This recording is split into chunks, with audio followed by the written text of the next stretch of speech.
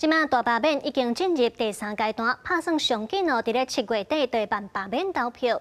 国民党即马是真拍拼伫反罢免，党主席朱立伦今仔日就去到淡水和桃园为南委加油，伊嘛呼吁支持者转票，就爱转无同意罢免票。因那民进党这边嘛含发起罢免的公民团体会谈哦，强调这投票日确定了后，因会全力来协助罢免无适任的立委。投什么？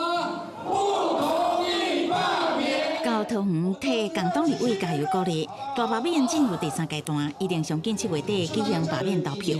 国民党主席朱立伦到淡水甲桃园呼吁支持者出来投无同意罢免票。罢免的制度，他们就是钻一个漏洞，只要1/4，25%出来投，就罢免了。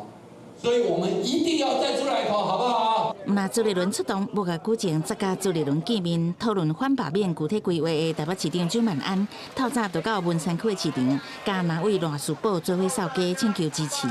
大罢免大成功。蒋万安受访时阵，去拄着抗议，伊笑笑的回应，抗议者后来叫警方击溃，无发生冲突。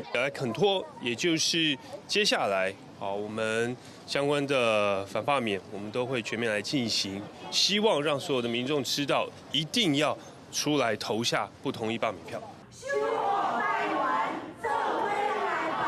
面对那样专列反罢免，绿营谨慎对待。民进党新北市党部13伫板桥召开工作会议，邀请发起罢免的公民团体会谈，了解团体需求，讲听候中选会公告罢免案投票日，会用文宣检定方式协助。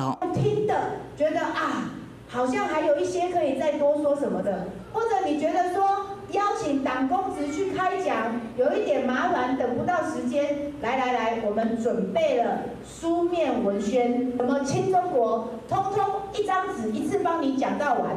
苏开会讲，新北市党部会到中永和淡水这区域召开工作会议，针对各区的公民团体需求全力配合，呼吁民众站出来罢免无适任的立委，守护台湾的民主。记者综合报道。